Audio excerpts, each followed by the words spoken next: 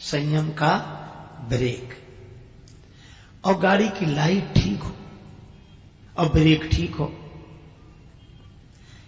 अंधेरी रात है ना, ये मोह की अंधेरी रात है, मोह निशा सब सोवनिहारा, तो ज्ञान का प्रकाश हो, संयम का ब्रेक हो।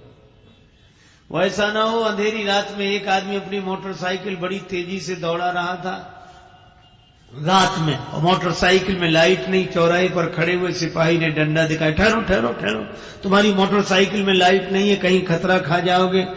सिपाही सामने आ गया था, मोटरसाइकिल चालक चिल्लाकर बोला, हम खतरा खाएंगे तब खाएंगे, तुम सामने से हट जाओ क्योंकि इसमें ब्रेक भी नहीं है।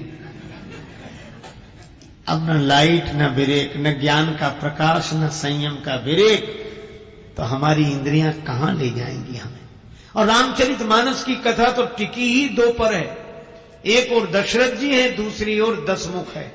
और दशरथ कौन? जिसने 10 इंद्रियों को अपने बस में करके रथ बनाया हो, वह दशरथ। और जिसने 10 इंद्रियों को भोगों के लिए मुख बना रखा हो, वह दशमुख, वही दशानन, असंयम का रूप। और भगवान प्रकट कहां होते हैं? कि दशरथ जी के यहां। और मिटाते किसे हैं? दशमुख को। संयमी के यहां भगवान प्रकट होते हैं, असंयम को मिटाते हैं, यही उनकी कथा का रहस्य है। और इसीलिए भगवान कहते हैं कि मेरी भक्ति करने वाला अगर और कुछ नहीं कर सकता तो छठवीं भक्ति है, अपने इंद्रियों का संयम करे। लेकिन भगवान श्री कृष्ण कहते हैं कि अभ्यास और वैराग्य के द्वारा ही यह मन अपने बस में हो सकता है। तो अभ्यास और वैराग्य, तो इसीलिए आगे एक बात कही कि इंद्रियों के संयम का अभ्यास तब सफल होगा, नहीं तो दंभ हो जाएगा। ऊपर से हम रोके रहेंगे, भीतर वासना बनी रहेगी। तो आगे बड़ा सुंदर शब्द क्या, छठ दमशील, छठवीं भक्ति है इंद्रियों का संयमी होना। पर विरति बहु कर्मा, बहुत तरह के कर्मों से वैराग्य हो। कर्म से वैराग्य की बात कही, क्यों? क्योंकि कामना ही कर्म की जननी है, और जिसका अंतःकरण वैराग्य से भरा हुआ है वह ज्यादा झंझट में पड़ेगा ही नहीं। जिसे कुछ चाहिए ही नहीं वह कायक हो तो आराम से पड़ा। एक अलमस्त महात्मा थे, बालू में पड़े नदी किनारे। एक बादशाह की सवारी निकली, लोगों ने कहा हटो हटो हटो हटो, बादशाह। महात्मा बोले कह दो कि शहंशाह पड़ा है। अरे कहा कि तुम कब शरीर पे कपड़े नहीं और शहंशाह हो? बोले बस हैं हम। तो बोले हट जाओ ना। बोले क्यों हटे, हम तो बादशाह के रास्ते में गए नहीं, वो क्यों आया यहां? बात बादशाह तक पहुंची, बादशाह आए, कहा तुम शहंशाह कैसे? महात्मा ने कहा और तुम बादशाह कैसे? बोले हमने कई देश जीते लिए। बोले फिर कहां जा रहे हैं? बोले एक देश और जीतना बाकी है। फिर क्या करोगे? और उस देश को भी जीत लेंगे, फिर आराम से सोएंगे। महात्मा बोले तुम तब सोओगे, हम अभी सो रहे हैं। तुम तब सोओगे, हम अभी सो रहे हैं। और एक बात और है, क्या? तुम शायद सो भी ना पाओ, तुम शायद न सो सको, क्योंकि इच्छाओं की यात्रा पर गए हुए व्यक्ति लौटकर आ ही जाएंगे, यह जरूरी नहीं है। इच्छा का अंत नहीं होता। एक महात्मा बड़ी अच्छी बात कहते थे, मैं दोहरा रहा हूं, पहले भी आपसे कहा है, पर मुझे वो पंक्तियां बहुत अच्छी लगती हैं। वे कहते हैं, चाह पैसों से आनों में आती रही, चाह आनों से रुपया बनाती रही, चाह रुपयों से नोट भुनाती रही, चाह नोटों से कोठी चुनाती रही, चाह कोठी में मोटर मंगाती रही, चाह मोटर से होटल में जाती रही, चाह होटल में बोतल खुलाती रही, चाह क्या क्या न करती कराती रही। अरे चाह पाली जिन्होंने वो पीले हुए, और चाह छोड़ी जिन्होंने रसीले हुए, और चाह जर से लगी जी जरा हो गया, और चाह हरी से लगी जी हरा हो गया, और चाह उनकी हमको हरदम चाहिए, और वो अगर चाहें तो फिर क्या चाहिए। चाह के संदर्भ में मुझे एक और बात याद आई। साकेतवासी पूज्य चरण परम श्रद्धेय गोस्वामी श्री बिंदु जी महाराज की बड़ी अद्भुत पंक्तियां, अलौकिक पंक्तियां हैं। उन्होंने लिखा, गैर मुमकिन है कि दुनिया अपनी मस्ती छोड़ दे। गैर मुमकिन, असंभव है। गैर मुमकिन है कि दुनिया अपनी मस्ती छोड़ दे, इसलिए दिल तू ही ये बेकार बस्ती छोड़ दे। और खूब तरसाया है तेरी ख्वाहिशों ने ही तुझे, और तू भी अब इन ख्वाहिशों को कुछ तरसती छोड़ दे। इच्छाओं नहीं तो तरसाया। वे तो भगवान से भी कहते हैं, इश्क एक तरफा में यूं मशरूर हो जाऊंगा मैं, और श्याम तुम होगे क्षमा काफूर हो जाऊंगा मैं। और मैं अगर मांगूं जो तुमसे, मुझको तुम देना न कुछ, वरना फिर प्रेमी नहीं मजदूर हो जाऊंगा मैं अगर चाहूं तो चाहूं, तुम न मुझको चाहना, तुमने अगर चाहा तो फिर मगरूर हो जाऊंगा मैं अगर देखूं तो देखूं, तुम न मुझको देखना, तुमने अगर देखा तो फिर मशहूर हो जाऊंगा मैं। और अंतिम पंक्ति बड़ी महिमामयी पंक्ति है, बहुत हृदय द्रावक पंक्ति है। पूज्य गोस्वामी जी अपने बिंदु नाम का बहुत सुंदर ढंग से प्रयोग करते हैं। मैं अगर तड़पूं तो दृग से बिंदु टपकाना न तुम, वरना आंखों से तुम्हारे दूर हो जाऊंगा मैं। यह बिरति बहु कर्मा, क्या चाहिए? तुम अगर चाहो तो फिर और क्या चाहिए? श्री प्रहलाद जी से भगवान ने कहा कि कुछ मांग लो।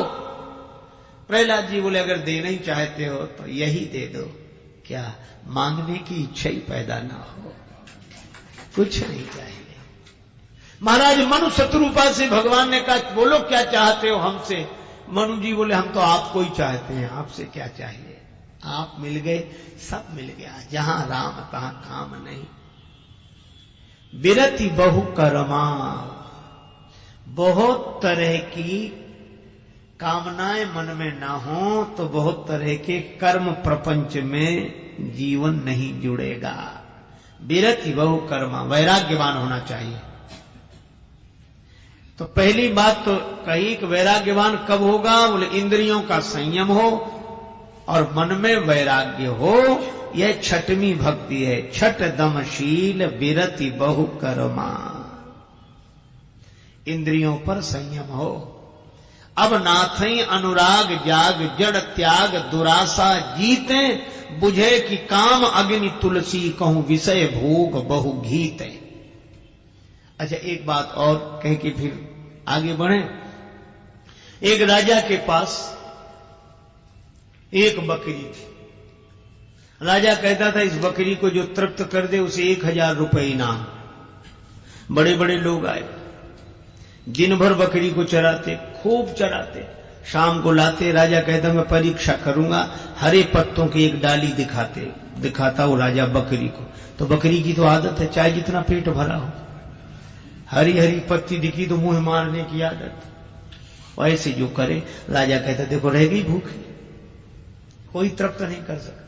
एक महात्मा किसी के यहां ठहरे हुए तो उन्हें पता लगा, बोले सवेरे मैं जाऊंगा। राजा ने बड़ा स्वागत किया।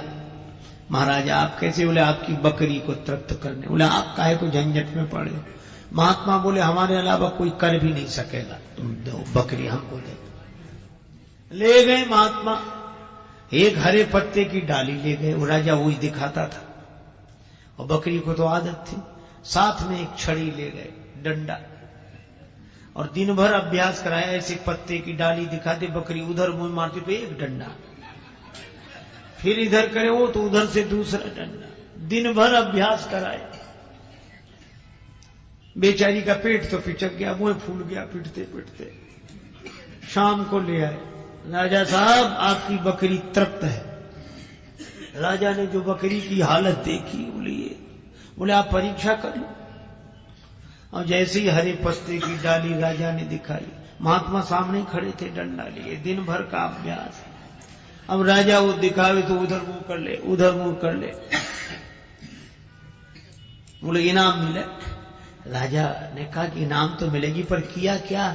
अरे बोले इसको दिन भर चलाते तो भी तृप्त नहीं होती, इस हरी पत्ती से इसको हटाना था, इसके लिए इसका उपयोग किया। यह कहानी है, कोई घटना घटी हो ऐसी बात नहीं। परमात्मा ही राजा है और उसके पास ये बकरियां हैं, ये 5-5 बकरियां हैं। कान कभी सुनने से तृप्त नहीं होते, आंख कभी देखने से तृप्त नहीं होती, नासिका कभी सुगंध से तृप्त नहीं होती, रसना कभी स्वाद से तृप्त नहीं होती और त्वचा कभी स्पर्श से तृप्त नहीं होती। फिर का राजा रूपी परमात्मा ने ये 5 ज्ञानेंद्रियां जो दी हैं, ये बकरियां हैं जो शब्द रूप रस गंध स्पर्श के विषयों से तृप्त नहीं होती। इनके लिए तो संयम का डंडा चाहिए और जब कोई साधक उचित मात्रा में इनको विषय देते हुए वासना के वश में नहीं होने देता, उस पर परमात्मा प्रसन्न होकर अपनी भक्ति का इनाम देते हैं। यही छठ दमशील विरति बहु करमा। लेकिन इस भक्ति में भी एक शर्त लगाई।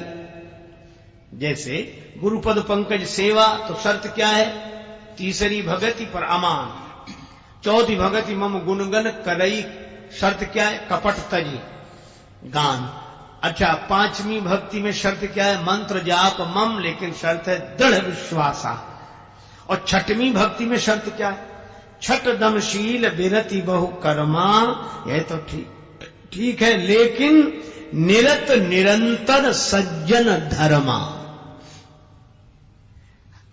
कामनाएं न हो मन में, कर्म प्रपंच में हम रत न हो, वैराग्यवान हो, इंद्रियों के संयमी हो। अब इसका यह अर्थ नहीं कि हमें कुछ चाहिए नहीं, हम कुछ करें क्यों?